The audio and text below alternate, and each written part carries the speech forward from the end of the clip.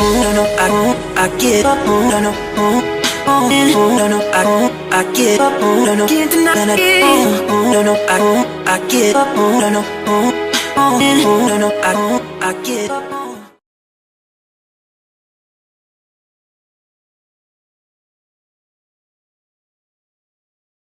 Saat Xiang Yuan tertidur di dalam mobil Su Yanxi menyentuh rambutnya dan membuat Xiang Yuan terbangun.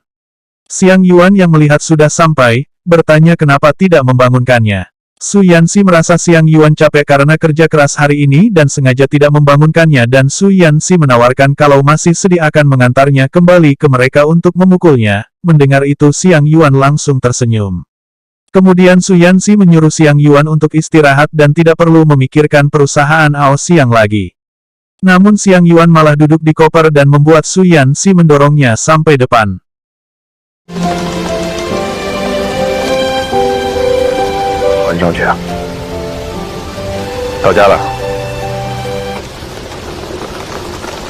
Setelah sampai di dalam rumah, Xiang Yuan mendapat pesan dari Su Yanxi untuk menyuruhnya pergi ke balkon. Kemudian mendapat pesan kedua kalau Su Yanxi membuat program dan menyuruhnya melihatnya. Terlihat program perjalanan Su Yanxi terdeteksi di ponsel Xiang Yuan, kemudian Su Yanxi meneleponnya dan bilang kalau soal kerjasama dengan perusahaan Ao Xiang sebenarnya dari awal mereka tidak mau bekerja sama dengan perusahaan Donghe dan bukan sepenuhnya salah Xiang Yuan. Kemudian Su Yanxi akan pergi ke suatu tempat dan saat Xiang Yuan bertanya, Su Yanxi bilang kalau Bintang akan memberitahunya.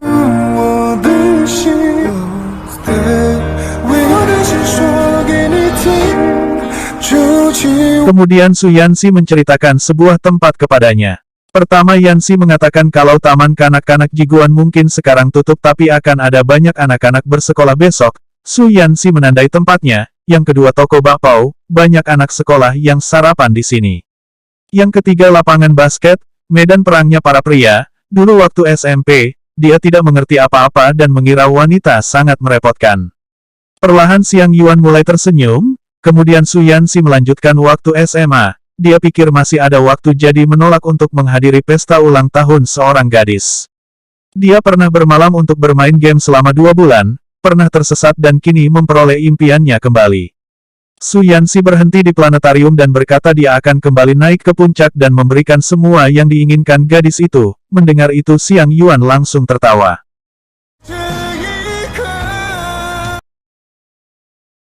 Kemudian Su Yanxi menyuruh Xiang Yuan untuk melihat navigasi di ponselnya. Tempat yang ditandai dan perjalanan Su Yanxi membentuk satelit.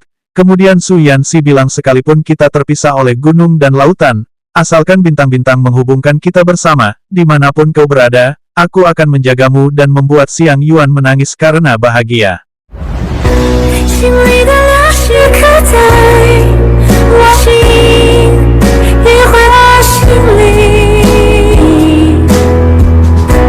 Su Yanxi menggunakan momen itu untuk mengutarakan perasaannya dan ingin Xiang Yuan menjadi pacarnya. Xiang Yuan menjawab mau, namun Bluetooth yang dipakai Su Yanxi mati dan membuat dia meneleponnya dan bertanya jawabannya. Xiang Yuan kesal karena Su Yanxi tidak mendengarnya dan malu kalau mau mengatakannya lagi dan Su Yanxi menyuruh Xiang Yuan memikirkannya lagi.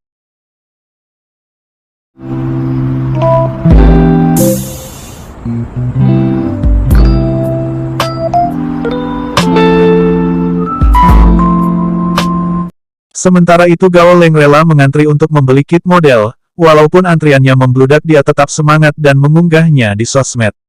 Lao King tiba dan bertanya kenapa kesini tidak memberitahunya dan datang sendirian di sini sampai listriknya habis, apa sedang tersesat. Su Yanxi tersenyum dan bilang kalau mengatakan cinta dan mendekatinya. Mendengar itu Lao King ingin tahu apa dia sudah menyetujuinya karena saat di Shanghai sudah seperti suami istri. Su Yanxi mengatakan kalau Xiang Yuan belum menerimanya dan dia masih mempertimbangkannya. Su Yanxi memberitahu Lao King kalau akan mengundurkan diri dan pindah ke perusahaan Kaiseng. Lao King terkejut kenapa terburu-buru. Su Yanxi menjelaskan kalau sebenarnya setelah mengembalikan uang ke Cheng San, Su Yanxi akan kembali ke Shanghai dalam 2 tahun ini namun kemunculan mendadak Xiang Yuan yang mempercepat rencana ini setelah perusahaan Kaiseng memberi tawaran dan Su Yanxi setuju. Keesokan harinya saat berada di lift, Xiang Yuan mengantuk karena terlalu memikirkan kata-kata Su Yanxi semalam dan seharusnya tidak terlalu memikirkan hal sepele itu.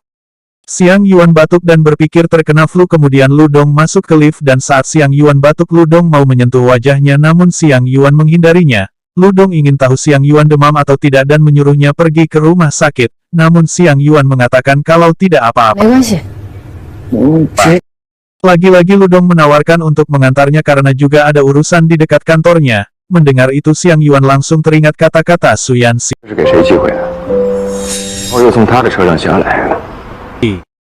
Xiang Yuan tersenyum dan menolaknya karena akan naik taksi.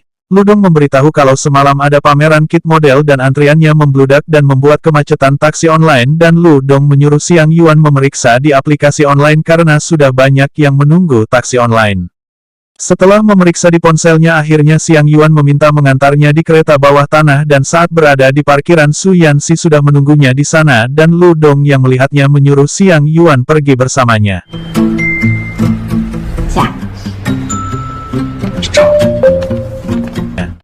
Di sisi lain Gao Leng yang sedang mencukur mendapat pesan kalau sudah mendapatkan tiket teater yang dia mau dan langsung membuatnya senang.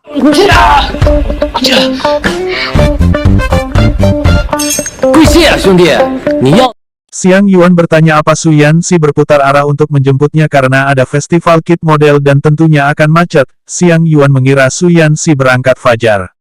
Su Yanxi mengatakan harus ada ketulusan saat menjemput cinta dan tahu ada festival itu. Su Yanxi beralasan menjemputnya takut tidak mendapat taksi. Kemudian Xiang Yuan mengatakan kalau tidak sengaja bertemu Lu Dong di lift dan akan mengantar. Su Yanxi bilang tidak perlu menjelaskan dan tidak akan cemburu. Su Yanxi sengaja membiarkan Xiang Yuan akan menaiki mobil Lu Dong atau mobilnya dan pikirannya terhadap Lu Dong sangat sederhana. Su Yanxi membebaskan pria yang mendekati Xiang Yuan dan bilang suka saingannya bertambah. Menurut Su Yanxi kebebasan memilih adalah hak Xiang Yuan dan berhubung kini masih ada pilihan, Su Yanxi menyuruhnya memilih dengan baik karena tidak akan marah dan jangan gugup. Malah Su Yanxi akan ke rumah sakit untuk tes EKG untuk memberikan hasil detak jantung ke Xiang Yuan. Saat datang ke kantor, Gao Leng yang sudah mendapatkan tiket teater mendengar orang kantor sedang membicarakan teater Sabtu depan dan bilang kalau tiketnya sangat sulit didapat. Namun saat Gao Leng ke ruangan Chen Su untuk mengajaknya kebetulan Chen Su tidak ada di sana dan rekan kerjanya bilang ke Gao Leng kalau Chen Su stres karena ditinggal dua klien. Kemudian mereka menakuti Gao Leng dengan mengatakan Chen Su bisa bunuh diri kalau kehilangan klien lagi dan membuat Gao Leng mencarinya. Tiba-tiba Xiang Yuan mendapatkan uang hadiah dari kompetisi kemarin dan terkejut kalau hadiahnya banyak dan langsung menelepon Lao King. Lao King menjelaskan kalau sudah susah payah dan sekarang menikmati hasilnya. Lao King juga memberitahu kalau kita juara pertama karena Feng Jun ketahuan curang dan kemenangannya dibatalkan dan juara pertama dialihkan ke kita. Xiang Yuan langsung berlari ke kantor Su Yanxi untuk memberitahunya. Su Yanxi mendapat pesan dari Lao King kalau sudah mendapatkan tiket untuk teater Sabtu nanti. Xiang Yuan dengan raut muka sangat senang datang ke kantor Su Yanxi. Su Yanxi bilang apakah mendapat uang yang jatuh dari langit hingga membuatnya senang. Kemudian Xiang Yuan memberitahu kalau kita mendapat juara satu karena Feng Jun ketahuan curang dan Su Yanxi hanya tersenyum karena sudah mengetahuinya. Kemudian Xiang Yuan ingin mentransfer hasilnya ke Su Yanxi namun Su Yanxi menyuruhnya memegangnya dan ingin mengajaknya ke teater Sabtu depan. Xiang Yuan mengatakan kalau tiketnya sulit didapat dan Su Yanxi bilang kalau sudah minta bantuan Lao King untuk mendapatkannya.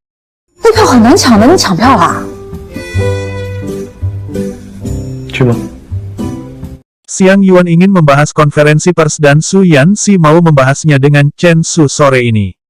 Kemudian Su Yanxi mengajak Xiang Yuan ke ruangan Chen Su dan menyuruh Chen Su melihat proposal proyek yang dikirimkan Xiang Yuan dan mereka langsung membahasnya.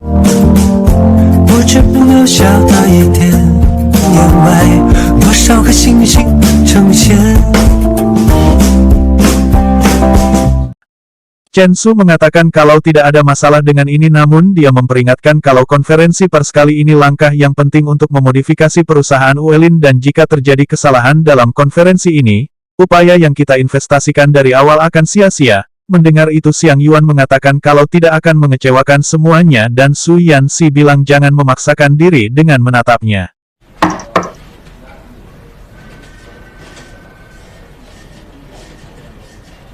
Xiang Yuan bertanya ke Chen Su kenapa dari tadi tidak melihatnya. Chen Su ingin mengundang salah satu klien pentingnya untuk menonton teater Sabtu ini dan sengaja bangun pagi untuk membeli tiketnya namun tidak mendapatkannya jadi merasa khawatir dan memikirkan cara lagi. Chen Su menyuruh mereka tetap fokus dan jangan mengacau.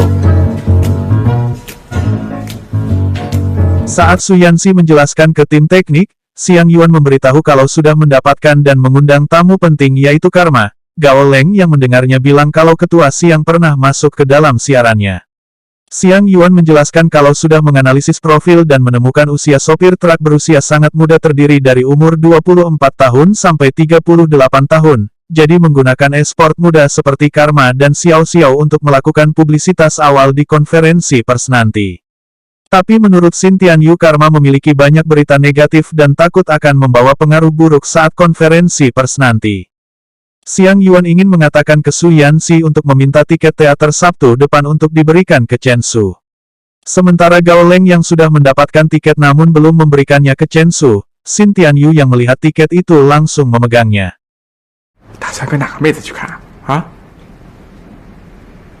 Kemudian dia memberikan ke Xin Tianyu dan meminta untuk memberikannya ke Chen Su tapi jangan bilang dari dirinya dan terserah dia mau nonton dengan siapa dan saat Xin Tianyu bertanya kenapa tidak memberikannya sendiri, Gao Leng takut Chen Su menolaknya.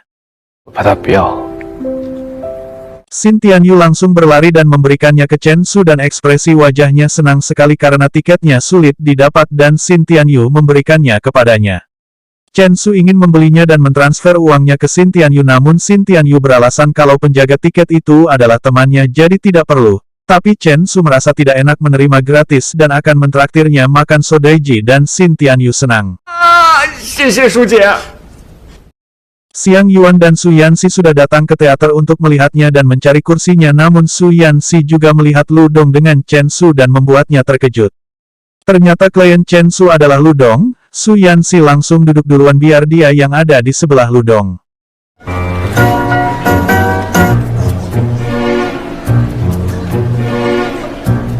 Xiang Yuan yang melihatnya langsung menyapa mereka dan bilang kebetulan sekali karena ternyata klienmu adalah Ludong.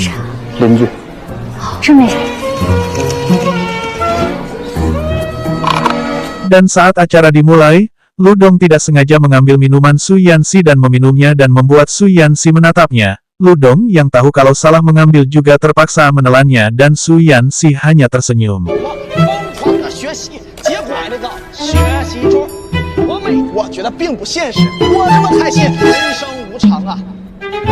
Sementara Gao Leng sedang menunggu Chen Su dengan membawa bunga di luar gedung teater. Namun saat melihat Chen Su keluar dan ingin menghampirinya tiba-tiba Gao Leng berhenti karena Chen Su bersama pria yang tak lain Ludong dan menyuruh Chen Su masuk ke mobilnya. Gao Leng langsung mengejarnya dengan naik sepeda. Ludong mengantarnya sampai ke rumah Chen Su dan Gao Leng yang melihatnya dari belakang terlihat sakit hati. Bye-bye. Keesokan harinya saat Xiang Yuan tiba di kantor, Gao Leng, Xin Tianyu dan Yuzi sedang memilih jas untuk Su Yanxi yang dipakai saat konferensi pers dan mereka memilih warna merah, kuning atau hijau dan Xiang Yuan yang melihatnya mengatakan apa kalian ingin Su Yanxi menjadi lampu lalu lintas. Akhirnya Xiang Yuan video call Su Yuan untuk memilih mana jas yang bagus untuk dipakai Su Yanxi saat konferensi pers. Sampai akhirnya Su Yuan menunjukkan jas yang berharga yang membuat Xiang Yuan tertarik karena Su Yuan memberitahu kalau jas ini dipakai Xiao Ran beberapa hari yang lalu dan membuat Xiang Yuan memilih jas itu. Su Yuan memfoto jas itu dan mengirimkannya ke Xiang Yuan dan Xiang Yuan langsung mengedit foto Su Yanxi dan mencoba mencocokkan ke jas itu namun menurut Xiang Yuan ada yang kurang.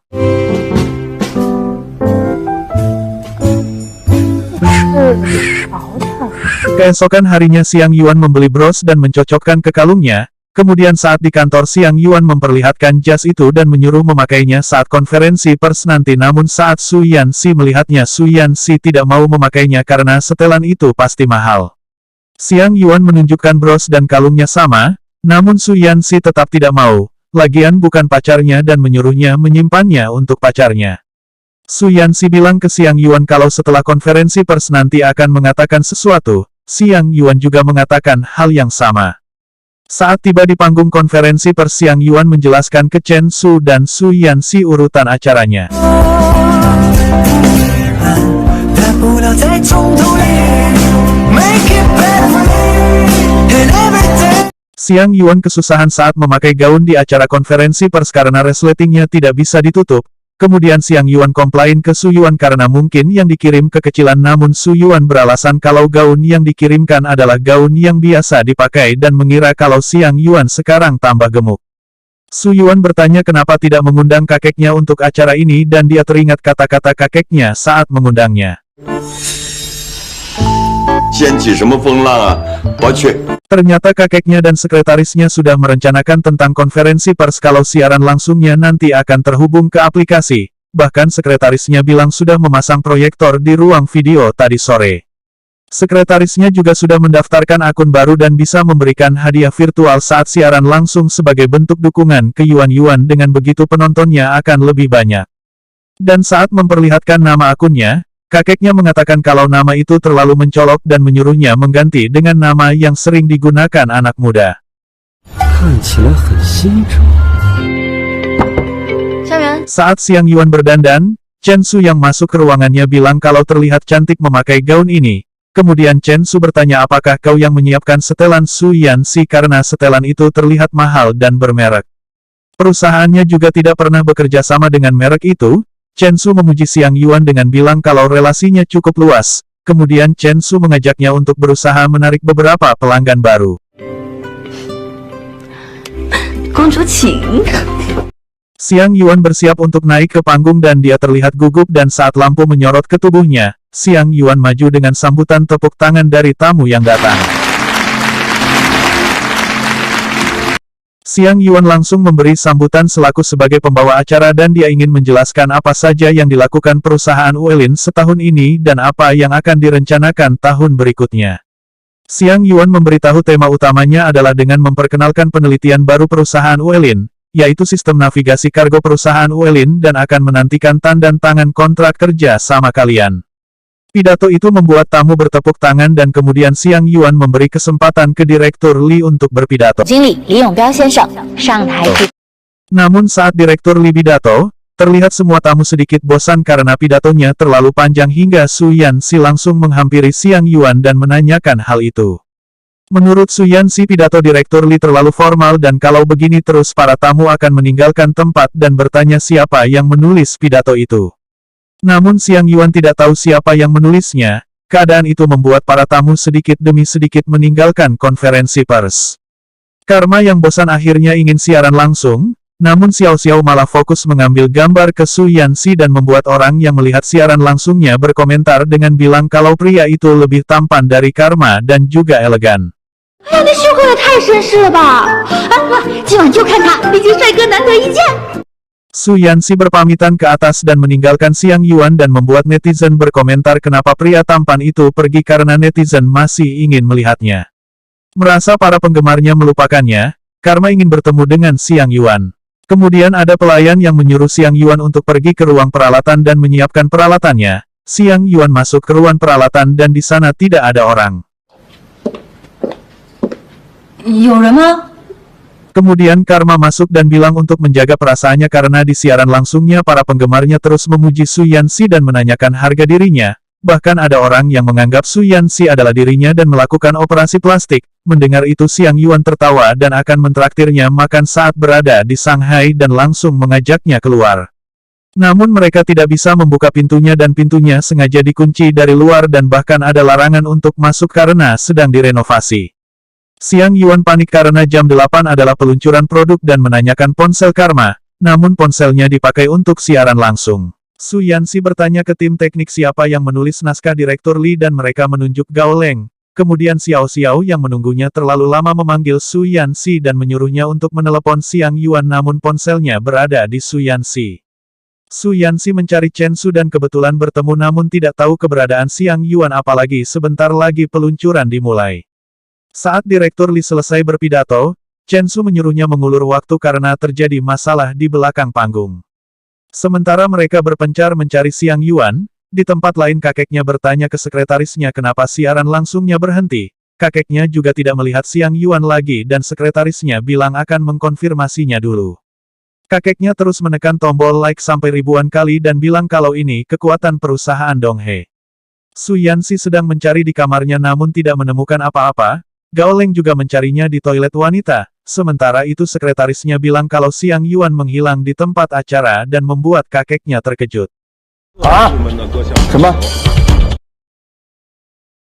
Yuzi sebenarnya sudah mencari ke tempat yang benar, namun dia kembali saat melihat larangan masuk. Su Yanxi yang sudah mencari kemana-mana bertemu Chen Su dan sebentar lagi jam 8, Xiang Yuan akan mempresentasikan sistem navigasi di panggung dan juga merupakan inti dari konferensi pers ini. Kalau sampai ditunda pelanggan pasti mengira terjadi sesuatu dalam konferensi pers ini dan tidak boleh membiarkan usaha Xiang Yuan sia-sia. Saat Chen Su bertanya kita harus bagaimana, Su Yanxi bilang akan mengulur waktu di panggung.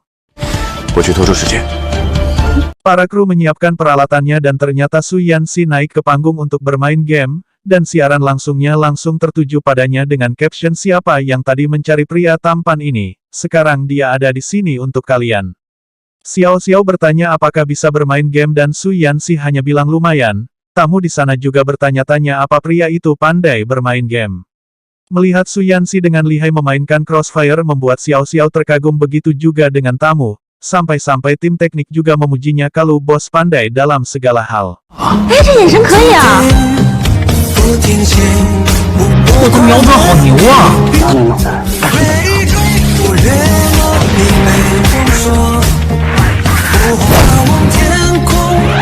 Xiao Xiao tidak percaya kalau Su Yanxi jarang bermain game dan memberi pertanyaan game apa yang pernah dimainkan, dan saat Su Yanxi menjawab kalau main Crossfire setahun lebih, Xiao Xiao langsung berasumsi kalau Su Yanxi adalah Raja Daun. Mendengar itu Su Yanxi menyuruhnya memanggil Daun saja karena Raja Daun seperti organisasi ilegal.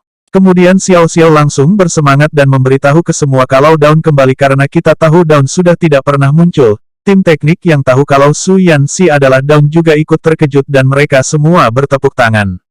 Suara itu sampai ke tempat Xiang Yuan dan Karma. Xiang Yuan bertanya ke Karma apa mereka menyebut Daun dan Karma yang tahu kalau Daun itu adalah dewa kuno seorang pro player yang telah lama hilang.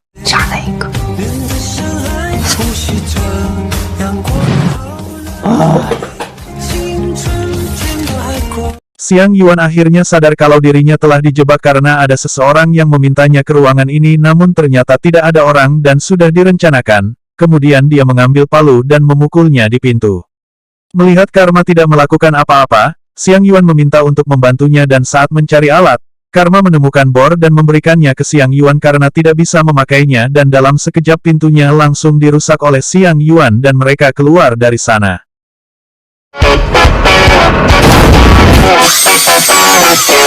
Dan saat Xiang Yuan melihat kalau sebenarnya itu gudang dan juga ada larangan masuk, dugaan Xiang Yuan benar dan dia yakin ada yang menjebaknya. Kemudian Xiang Yuan menyuruh Karma pulang dan beristirahat karena Xiang Yuan ingin kembali ke panggung. Namun Xiang Yuan mendengar pembicaraan seseorang kalau tidak menyangka kalau Su Yanxi adalah Daun, dia adalah pria yang diam-diam menghanyutkan. Xiang Yuan terkejut mendengarnya karena yang kita tahu kalau Xiang Yuan dulu pernah berpacaran di dunia maya dengan orang bernama Daun dan pernah bilang ke Su Yanxi. Xiang Yuan langsung berlari ke panggung dan melihat Su Yanxi bermain game. 好好珍惜吧。我也网恋过，大学那会儿，他叫当，他算是我游戏道路上的启蒙老师吧。我的游戏是他手把手教的。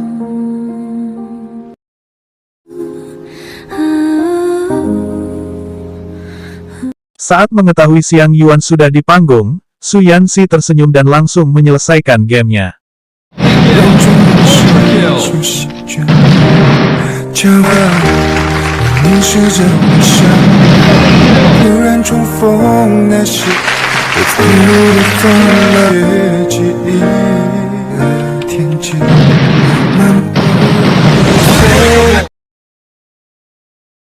Para tamu langsung berdiri memberikan aplaus.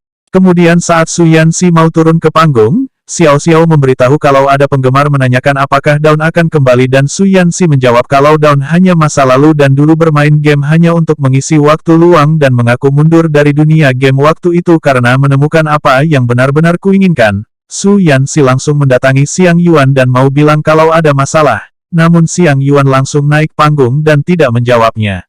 Xiang Yuan menyemangati para tamu kalau sudah melihat Dewa D bermain game sekarang juga ingin melihat sistem kargo yang didesain Dewa D.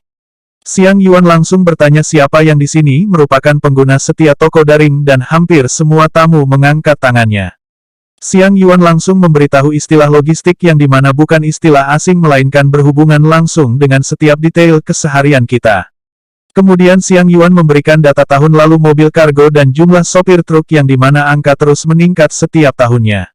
Xiang Yuan memberitahu kalau perusahaan Uelin telah melakukan pengujian kendaraan nyata, pengembangan algoritma dan penelitian data, akhirnya menyelesaikan platform data besar yang menggabungkan internet dan pengiriman dan merealisasikannya. Xiang Yuan memperlihatkan peta kota Xi'an, setiap titik merah di atasnya mewakili setiap mobil barang di dalam kota. Para sopir kargo sebagian besar melihat konferensi pers itu dan puas dengan pengoperasiannya.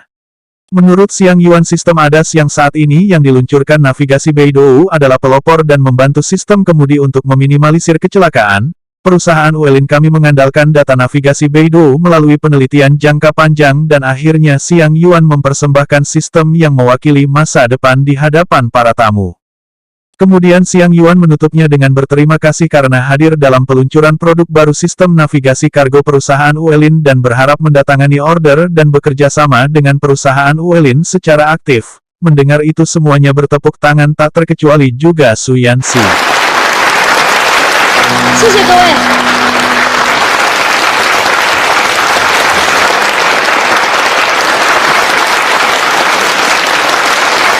Namun Xiang Yuan yang melihat Su Yanxi mengacuhkannya dan membuat Su Yanxi mengejarnya. Su Yanxi bertanya tadi dari mana namun Xiang Yuan tidak mengatakan sepatah kata pun dan meninggalkan Su Yanxi.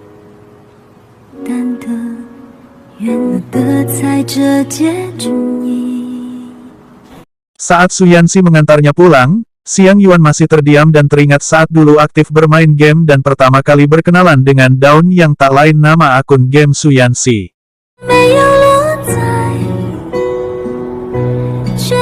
Saat kuliah Xiang Yuan dan Su Yuan sering bermain game Crossfire, dan Xiang Yuan memakai nama Yifei Chongtian yang ada di top global. Namun Xiang Yuan tidak sengaja bertemu Daun di game Crossfire dan saat one by one, Xiang Yuan kalah dan membuat Daun bertanya apa baru main karena cukup amatir. Xiang Yuan kesal dan mengadu ke Su Yuan. Kemudian Su Yuan mengetahui kalau akunnya baru dan langsung mengatai kalau seluruh keluarganya amatir. Su Yuan membela Xiang Yuan dan terlihat marah.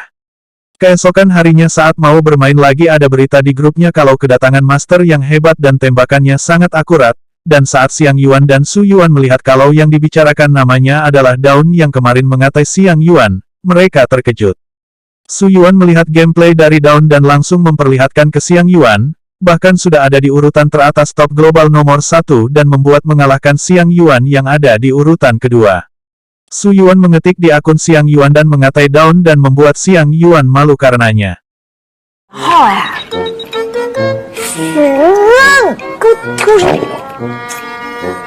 Kemudian Daun mengajak Xiang Yuan main tim dan akhirnya mereka berteman dan hampir setiap hari bermain bersama.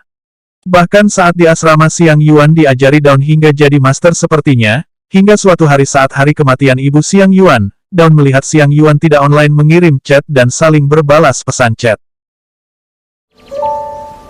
你在干什么？ 你有喜欢的人吗？ Xiang Yuan bertanya apa ada gadis yang disuka dan saat Daun bilang kalau sudah beda dunia, Xiang Yuan bertanya ke Su Yuan karena tidak mengerti maksudnya. 咋了？你女儿死了？ Setiap hari main game bersama dan saling chat membuat Xiang Yuan menyukai Daun dan Su Yuan mengetahui karena tingkahnya saat bermain bersama dan bertanya apakah ingin mengatakan perasaan kepadanya. Xiang Yuan memfoto pemandangan dan mengirimkannya dan bilang kalau suasananya hari ini bagus dan ingin mengajak pergi bersama namun Daun hanya membalas dengan simbol tanda tanya karena Xiang Yuan pernah bilang ada pria yang disuka. Xiang Yuan bilang tidak bisa mengandalkan satu orang dan Daun hanya membalasnya dengan simbol titik. Xiang Yuan bermain game bersama Daun lagi dan sudah menang 15 kali beruntun dan Xiang Yuan ingin merayakan dengan mengajak keluar bersama namun Daun mengakhiri chat dan beralasan gurunya mencarinya. Daun mengabaikan Xiang Yuan seminggu setelah Xiang Yuan mengatakan perasaannya dan menurut Su Yuan, Daun tidak bisa melupakan gadis yang sudah meninggal itu. Xiang Yuan penasaran dan tidak konsen belajar hingga akhirnya mengirimnya pesan dengan memperjelas ingin bersamanya atau tidak, tapi Daun tidak membalasnya. Xiang Yuan terlihat kesal dan marah karena sudah lama menunggu balasan dari Daun dan ingin memblokir namanya, namun tiba-tiba Daun membalasnya dan membuat Xiang Yuan berteriak kegirangan.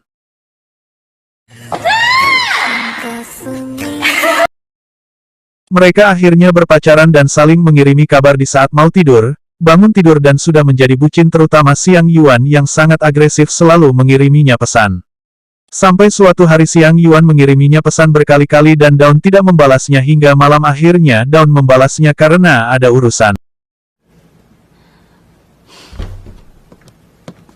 不好意思，今天有点事。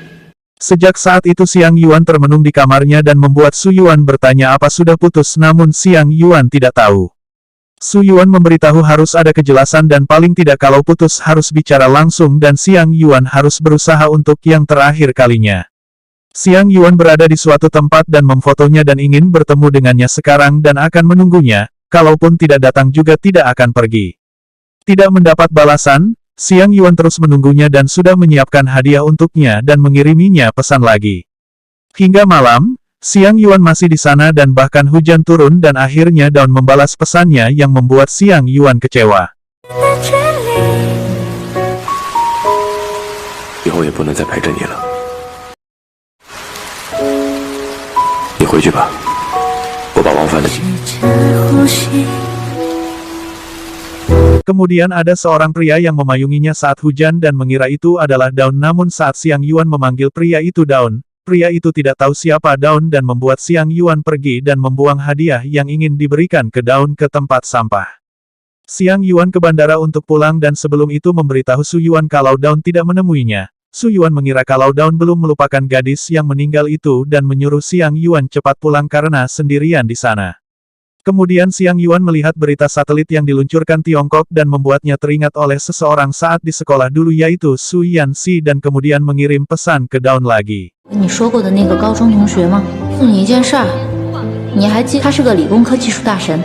他表白了，我们已经在一起了，我们就别再联系了。 Dan setelah Daun membalasnya Xiang Yuan tidak kuat menahan air matanya. Xiang Yuan tidak tahu kalau waktu itu sebenarnya Daun dan Su Yanxi orang yang sama.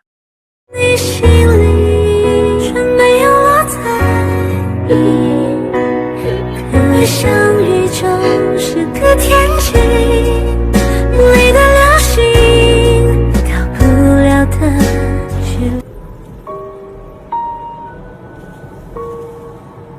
期许让我忐忑的在这天气。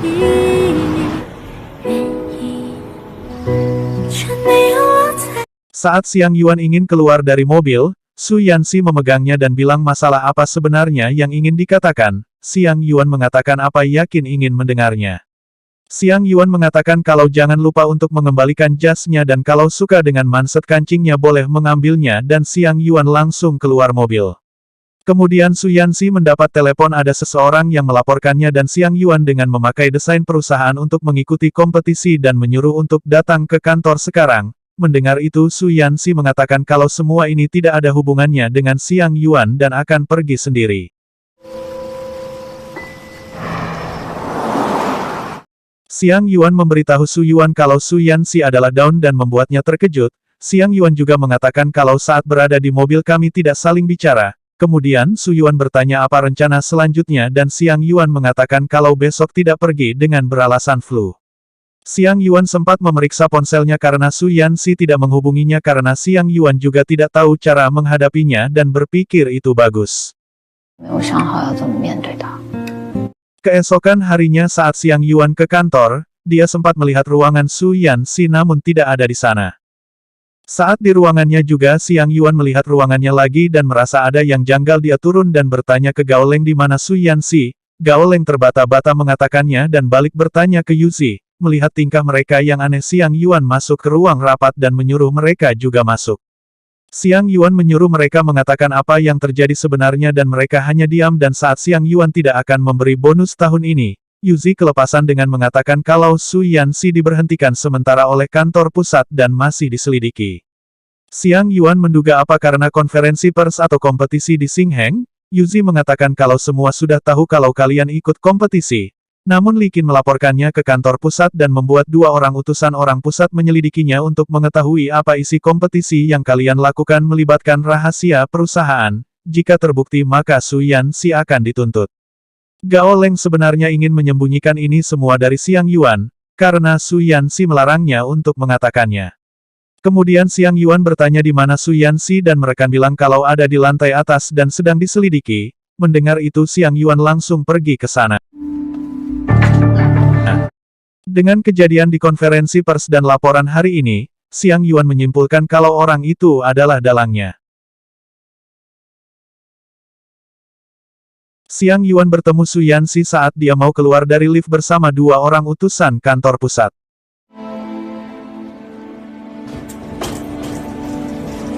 Xiang Yuan langsung ke ruangan Li Qin dan di sana juga Li Qi dengan melempar kartu izin kerja ke mejanya dan tanpa basa-basi Xiang Yuan mengatakan kalau kalian ingin melakukan sesuatu paling tidak menghormati prosedurnya karena tidak menyimpan benda ini dengan baik saat selesai menggunakannya, Xiang Yuan langsung menuduh mereka dengan sengaja menyabotase konferensi pers perusahaan.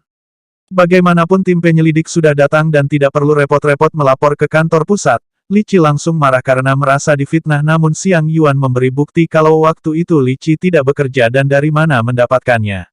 Ternyata saat itu Qin Qin yang memberitahu Xiang Yuan karena berhubungan dengan konferensi pers kalau Li Qi datang di saat dia tidak ada pekerjaan dan membuat Xiang Yuan ke logistik dan bertanya namun dia tidak ada karena sedang berada di ruang wakil direktur Li Qin dan Xiang Yuan menemukan kartu izin kerja di mejanya.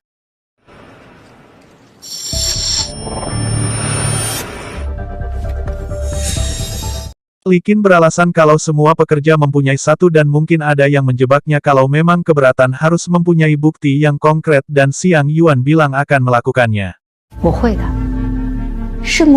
Li Qin mengingatkan lagi karena sudah mengatakan kalau jangan salah memilih tim dan sekarang Su Yanxi yang akan menyeretmu keluar. Mendengar itu Xiang Yuan juga menyarankan untuk tidak mengira telah berdiri di tim yang benar. Xiang Yuan melihat 2 orang penyidik mengacak ruangan Su Yanxi dan merasa tidak terima. Xiang Yuan masuk dan mengatakan apa yang kalian lakukan. Namun Su Yanxi menyuruhnya jangan dengan menggelengkan kepala. Xiang Yuan keluar dan langsung menelepon kakeknya dan mengatakan kalau masalah ini tidak ada hubungannya dengannya dan kenapa mencarinya. Kakeknya tahu kalau Xiang Yuan menyukai Su Yanxi dan akan memindahkan Xiang Yuan ke kantor pusat namun Xiang Yuan menolaknya karena batas waktunya adalah setahun dan Xiang Yuan tidak mau kembali. Xiang Yuan menegaskan ke kakeknya kalau kedatanganku ke perusahaan Uelin adalah kesepakatan antara aku dan kakek jadi tidak ada hubungannya dengan Su Yanxi dan bilang kalau dengan Su Yanxi tidak ada hubungan apa-apa. 项部长，我想跟你单独聊聊。为了您，为了东。原来她是董事长的孙女。 Ternyata Su Yanxi yang ada di atas mendengar semua pembicaraan Xiang Yuan dan kakeknya. Saat itu Su Yanxi mengetahui kalau Xiang Yuan adalah cucu dari presiden direktur.